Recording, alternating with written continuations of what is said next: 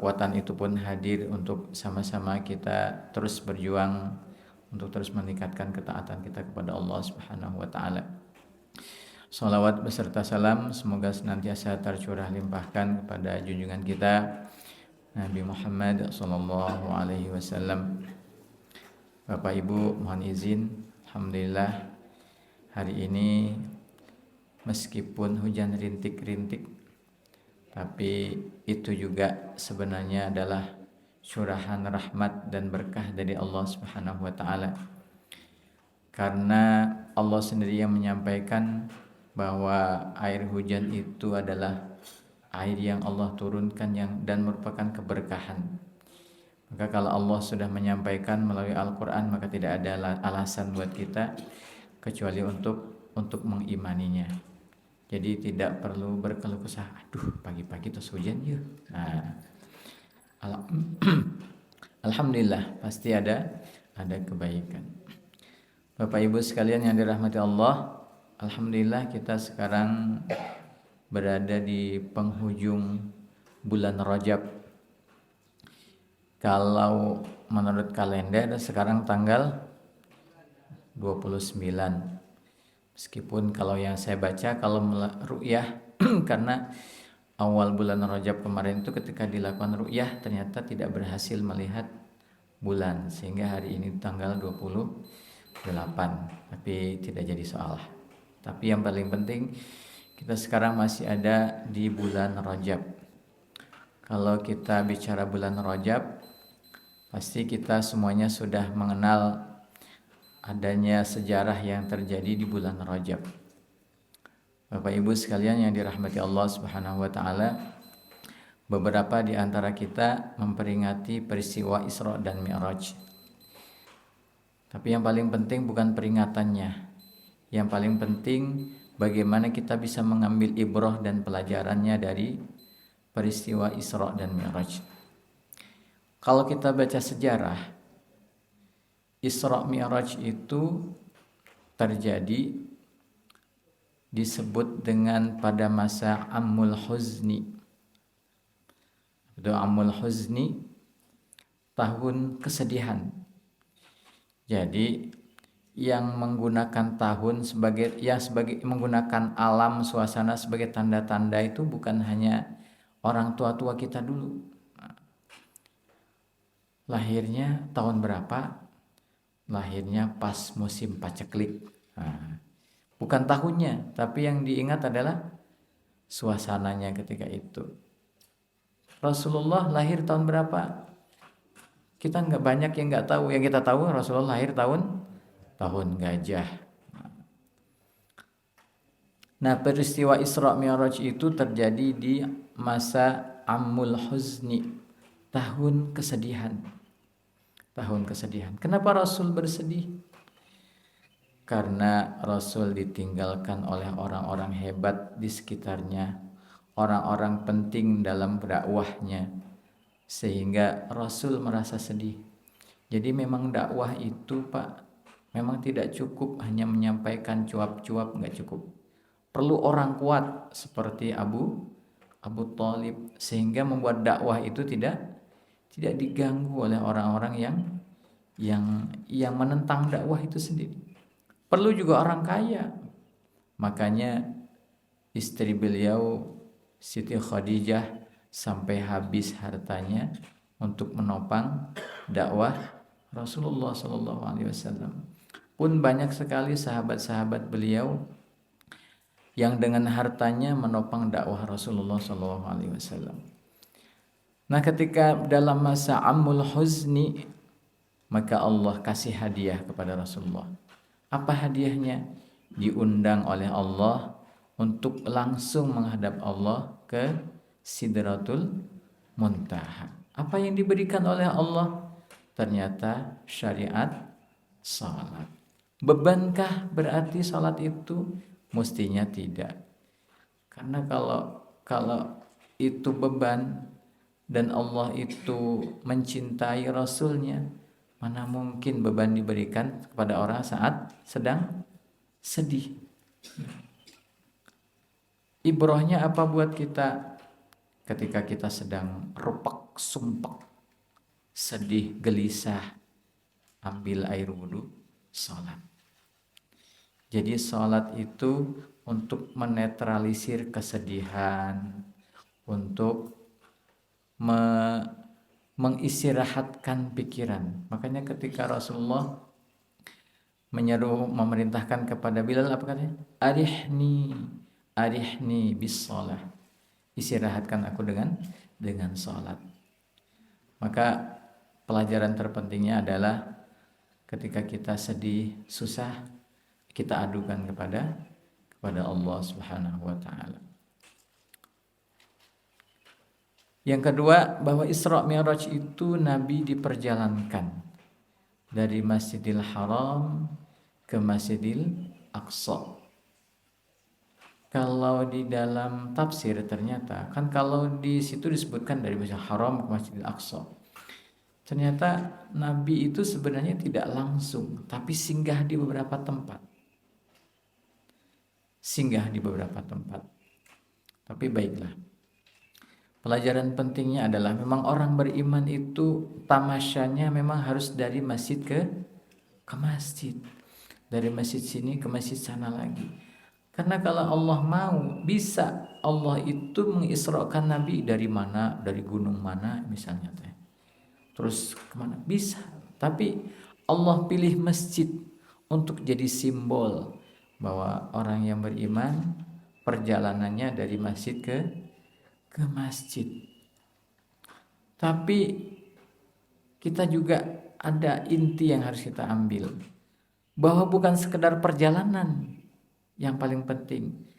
Yang paling penting adalah perjalanan itu untuk mencari wajah Allah Subhanahu wa ta'ala. Maka salat itu yang paling penting. Salat yang paling penting, bahkan pensyariatannya itu tidak melalui Jibril, tapi langsung Allah undang Nabi Muhammad untuk menghadap kemudian diberikan syariat salat itu. Maka salat ini menjadi sesuatu yang sangat penting dalam kehidupan kita.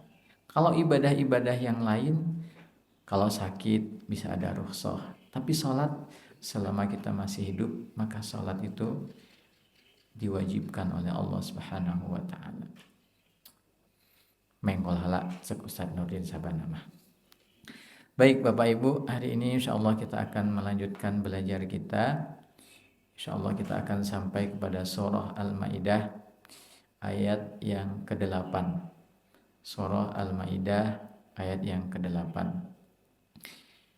Allah Subhanahu wa taala berfirman, A'udzubillahi minasyaitonir rajim.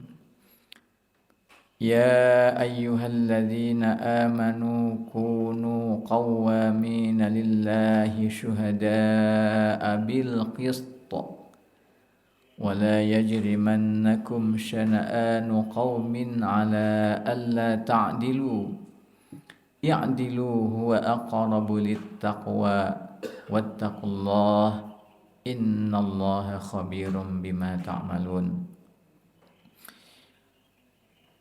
Ya ayyuhalladzina amanu, wahai orang-orang yang beriman.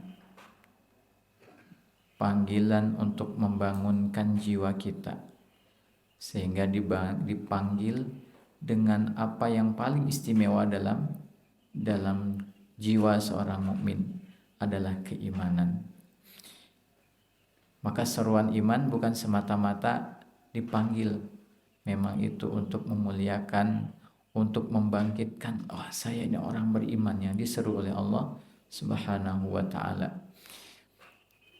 Dan kata Abdullah bin Mas'ud sekali lagi, apabila ada seruan ya ayyuhalladzina amanu, perhatikanlah, karena setelah itu akan ada larangan atau perintah Allah Subhanahu wa taala. Maka setelah ya ayyuhalladzina amanu, Allah Subhanahu wa taala melanjutkan, kunu qawwamina lillahi. Jadilah kalian qawwam, berasal dari kata qama yaqumu berdiri, qawwam, tegak, menegakkan keadilan lillah, karena Allah. Syuhada abil qist, menjadi saksi yang adil. Wala yajrimannakum, dan janganlah mendorong kalian, wala yajrimannakum, jangan menjadikan kalian, syana'anu qaumin, kebencian pada satu kaum. Nah, diterjemahkan dibalik, maka janganlah kebencian kalian pada satu kaum mendorong kalian ala alla ta'dilu, kepada perbuatan yang tidak adil. I'dilu, berbuat adillah, huwa aqrabu littaqwa, karena adil itu lebih mendekatkan kalian kepada takwa. Wattaqullah, dan bertakwalah kepada Allah Subhanahu wa taala. Innallaha khabirum bima ta'malun, sesungguhnya Allah Subhanahu wa taala khabir, maha mengetahui, maha teliti, bima ta'malun, terhadap apa yang kalian kerjakan. Ayat ini menurut Al-Qurtubi fondasi penegakan hukum. Maka penegakan hukum itu harus didasari dengan keadilan. Tapi menurut ulama yang lain, ini tidak hanya sekedar hukum, tapi ini juga fondasi tegaknya peradaban Islam. Karena keadilanlah yang akan menjamin tegaknya suatu peradaban. Sehebat apapun peradaban suatu manusia, satu kaum, kalau terjadi ketidakadilan, maka akan runtuh, karena akan dirongrong, akan memicu reaksi-reaksi dari kaum tersebut. Kalau kita lihat ayat ini, Allah memulai dengan seruan kepada orang-orang yang beriman. Kenapa kepada orang-orang yang beriman? Karena hanya orang yang berimanlah yang mungkin akan mampu dan siap untuk melaksanakan perintah Allah Subhanahu wa taala. Dan memang kebanyakan ayat setelah ya ayyuhalladzina amanu, kita enggak lama lagi berpuasa, memang sesuatu yang berat. Karena berat itulah maka mengerjakannya butuh kepada keimanan. Apa yang diperintahkan oleh Allah Subhanahu wa taala? Kunu, jadilah kalian semua. Mohon maaf. Jadilah kalian semua qawwam, orang-orang yang menegakkan keadilan. Bukan hanya sekedar bukan hanya sekali, tapi selalu dan senantiasa menjadi orang yang menegakkan keadilan. Kalau kita bicara keadilan, biasanya kemudian orang menyimpulkan bahwa adil adalah di tengah-tengah, tidak berpihak kemana-mana, tidak berpihak ke kanan dan tidak berpihak ke kiri. Itu yang disebut dengan keadilan. Ternyata bukan begitu. Yang disebut adil itu adalah berpihak. Justru yang namanya adil itu berpihak. Kemana berpihaknya? Berpihaknya kepada kebenaran. Dan kebenaran yang telah ditetapkan oleh Allah Subhanahu wa taala.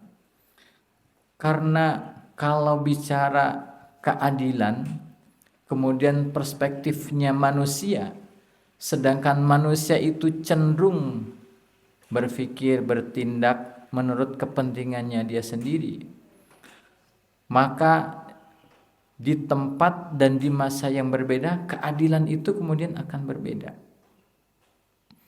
Maka istilah rasa keadilan publik itu mestinya tidak ke sana di bawahnya. Karena setiap orang itu berhak untuk mendapatkan keadilan. Setiap orang itu berhak untuk mendapatkan keadilan. Bahkan dalam ayat ini musuh pun itu berhak mendapatkan keadilan. Sebagaimana di ayat sebelumnya di surah Al-Maidah ayat 2, di situ disebutkan bahwa orang-orang kafir Quraisy Mekah ketika itu menghalangi Rasulullah Shallallahu Alaihi Wasallam untuk memasuki Masjidil Haram. Dihalangi dari Masjidil Haram loh. Bukan hal yang kecil. Tapi kata Allah, dan Allah mengulang lagi dalam ayat 8 ini, wala yajrimannakum syana'anu qaumin. Bedanya adalah kalau di surah Al-Maidah ayat 2, an saddukum 'anil masjidil harami an ta'tadu. Jangan membuat kalian melampaui batas. Maka keadilan itu kepada musuh pun harus ditegakkan. Apalagi kemudian kita kepada saudara sendiri yang mungkin melakukan kesalahan kepada pihak yang lain. Apakah berarti mereka yang bersalah itu tidak berhak untuk mendapatkan pembelaan? Kalau di surah Asy-Syura Allah Subhanahu wa taala menyebutkan wa jazaa'u sayyi'atin sayyi'atun mithluha, bahwa balasan untuk keburukan adalah keburukan yang setimpal. Artinya kita tidak boleh untuk kemudian melakukan sesuatu yang melampaui batas-batas kesalahan yang dia lakukan. Makanya dalam ayat ini disebutkan qawwamina lillah. Keadilan itu karena Allah. Yang saya dengarkan, yang dikutip dari Said Qutb, beliau mengatakan keimanan itu membuat manusia itu jadi merdeka. Merdeka artinya apa? Dia bebas dari tekanan siapapun. Dia merdeka untuk bertindak apapun. Karena yang menjadi dasarnya adalah lillah. Tidak tekanan publik, tidak tekanan penguasa, tidak merasa kasihan karena dia lemah. Maka kalau dalam ayat sebelumnya yang kita pelajari, bahkan orang lemah pun jangan sampai karena merasa kasihan sehingga hukum itu tidak ditegakkan. Keadilan itu tidak ditegakkan. Maka kita diperintahkan oleh Allah Subhanahu wa taala untuk senantiasa menegakkan keadilan. Keadilan bukan berarti ketika bicara keadilan bukan berarti melulu peradilan yang kita kenal hari ini. Karena yang diseru adalah semuanya. Maka seluruh kita diperintahkan oleh Allah Subhanahu wa taala untuk bersikap adil. Bukankah sahabat Nu'man bin Bashir dulu pernah berdatang kepada Rasulullah SAW, di mana beliau sebagai anak atau sebagai orang tua, saya lupa lagi, kalau tidak salah sebagai orang tua, memberikan harta kepada salah satu anaknya, lalu meminta agar dipersaksikan oleh Rasulullah SAW. Tapi Rasulullah bertanya, apakah semuanya diberi? Ketika dikatakan tidak, maka Rasulullah SAW menolak untuk mempersaksikannya. Maka keadilan itu tidak hanya yang bersifat hukum, menghukumi salah dan benar, tapi dalam sikap sebagai orang tua kepada anak, sebagai kakak kepada adik, sebagai pemimpin di tengah masyarakat kepada masyarakatnya, keadilan itu dituntut, bersikap adil. Syuhada abil qist, dan menjadi saksi yang jujur. Tidak kemudian karena khawatir merugikan diri sendiri, karena khawatir merugikan kelompoknya, khawatir merugikan teman-temannya. Maka untuk menjadi saksi harus menjadi saksi yang adil. Artinya apa? Menyampaikan sesuai dengan fakta yang dia ketahui tanpa berlebih-lebih. Bahkan kalau di surah An-Nisa ayat 135, tanpa berputar-putar sehingga dikhawatirkan mengaburkan kesaksiannya. Ini hari ini yang banyak kita dengar di media-media pemberitaan. Sengaja memberikan kalimat-kalimat yang multi interpretasi sehingga orang kemudian menyimpulkannya beda-beda. Tidak ada yang pasti. Maka untuk menjadi saksi harus menjadi saksi yang adil. Menegakkan keadilan karena Allah dan yang menjadi saksi yang adil. Nah, pada ayat berikutnya wala yajrimannakum, janganlah mendorong kalian. Apa yang mendorong kalian? Syana'anu qaumin, kebencian kalian kepada satu kaum. Ada yang menyebutkan makna syana'anu, syana'an itu kebencian yang disertai dengan permusuhan. Jadi marah, benci itu sesuatu yang ada dalam diri manusia. Marah. Tapi ternyata misalnya marah ternyata yang saya baca. Ternyata marah itu selalu digandengkan dengan memaafkan. Bahkan menahan marah itu menjadi jalan dicintai oleh Allah Subhanahu wa taala. Menahan marah adalah bukti takwa kepada Allah Subhanahu wa taala. Marah, benci, eksistensinya diakui oleh Allah Subhanahu wa taala. Tapi bukan berarti semua marah dan benci itu dibenarkan. Dan sebaliknya, bukan berarti benci itu berarti dilarang. Akan tetapi kita diarahkan kebencian kita kepada sesuatu yang memang seharusnya dibenci, sesuatu yang tidak disukai oleh Allah. Nah, itu yang kita benci. Wala yajrimannakum syana'anu qaumin ala alla ta'dilu, sehingga karena kamu enggak suka, karena kamu benci sama kelompok, sama orang, sama komunitas, sehingga membuat kamu bersikap tidak adil kepada mereka, tidak adil dalam menilai mereka.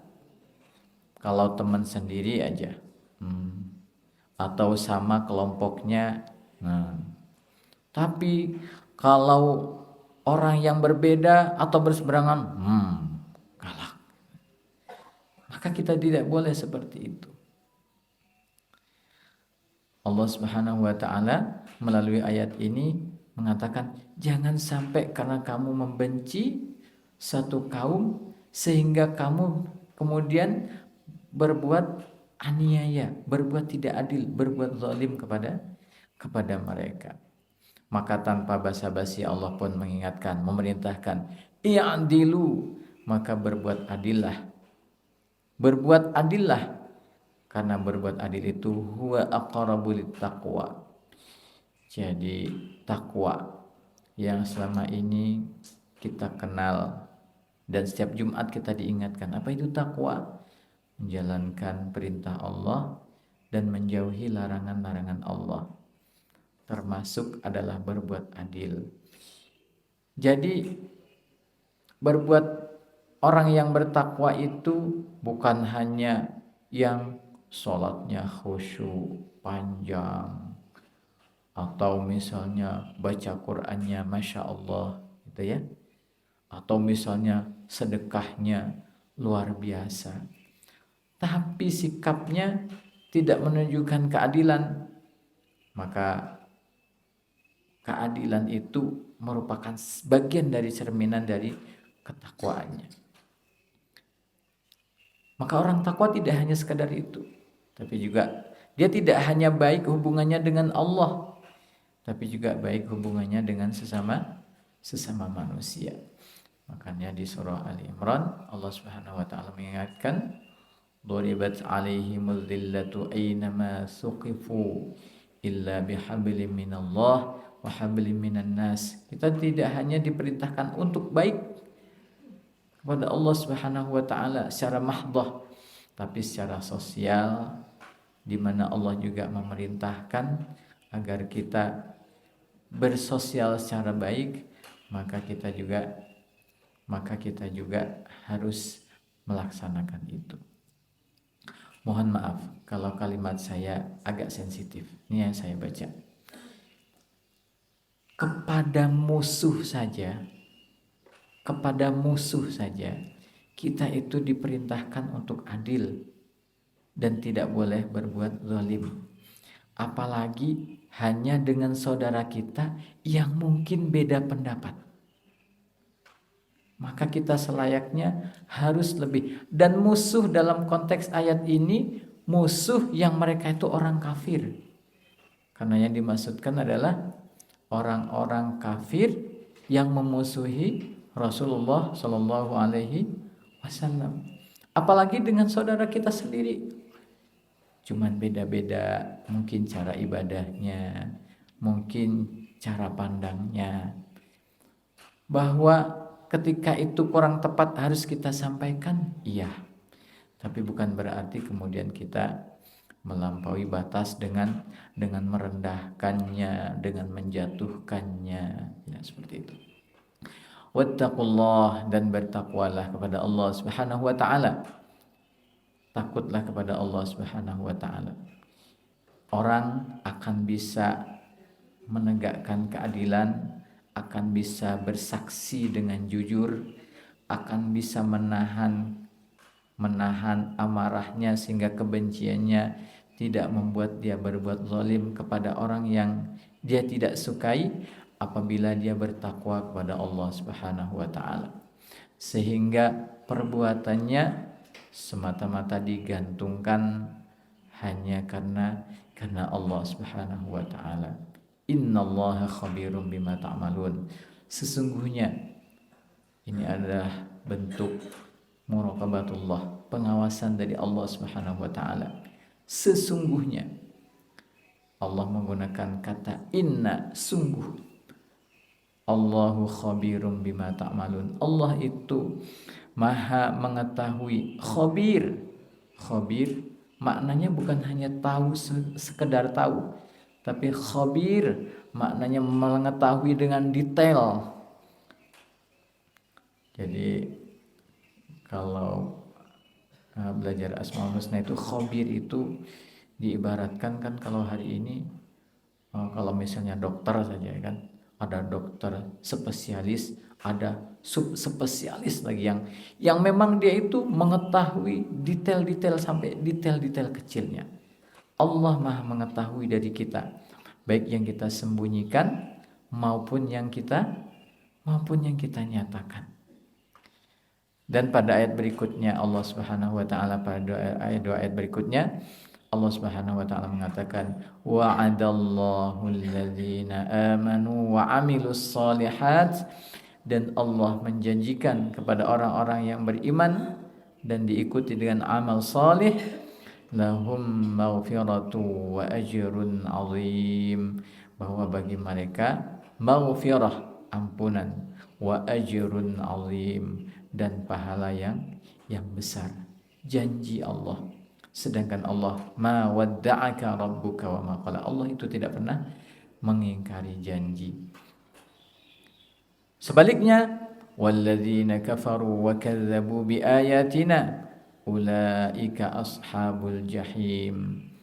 Maka barang siapa, kalau tadi beriman dan beramal saleh, janjinya lahum maghfiratu wa ajrun 'azim. Sebaliknya, walladzina kafaru, dan orang-orang yang ingkar, wa kadzdzabu, dan mendustakan, biayatina, terhadap ayat-ayat kami, ulaika ashabul jahim, maka mereka itu tempatnya adalah neraka jahim. Beginilah gambaran ayat-ayat Allah, Allah selalu menggandengkan antara basyiran wa nadhira. Inna hadzal qur'ana yahdi lillati hiya aqwam wa yubashshirul mu'minina alladzina ya'maluna as-solihat anna lahum ajran kabira. Basyirah, berita gembira. Berita gembira bagi siapa? Berita gembira bagi orang yang beriman dan beramal soleh. Sebaliknya, orang yang mengingkari ayat-ayat Allah Subhanahu wa taala maka diancam oleh Allah Subhanahu wa taala dengan neraka. Maka Bapak Ibu, kalau kita baca surat-surat pendek itu selalu ada bentuknya, selalu begitu. Selalu ada berita gembira, kemudian ada ancaman. Ada ancaman, kemudian ada berita gembira. Karena memang manusia itu membutuhkan keduanya. Kalau dikasih kabar baik terus, nanti juga tidak akan berhati-hati. Tapi kalau dikasih berita yang mengancam terus, nanti malah yang ada ketakut. Sedangkan kita antara khauf dan roja harus seimbang. Kita di sisi lain takut kepada Allah akan azab-azabnya, akan tapi kita juga berharap kepada Allah Subhanahu wa taala dengan kasih sayangnya luas. Wasi'at yusibu ma syaa'a min ibadihi wasi'a rabbi kulla syai'. Wa rahmati wasi'at kulla syai', kata Allah, dan rahmatku itu lebih luas daripada apapun. Dan ketika Allah menjanjikan bahwa orang yang beramal salih akan mendapatkan balasan dari Allah Subhanahu wa taala. Akan tapi pada hakikatnya adalah yang menghantarkan kita ke surga adalah karena kasih sayang Allah Subhanahu wa taala. Akan tetapi amal yang kita lakukan itu mengundang kasih sayang Allah Subhanahu wa taala.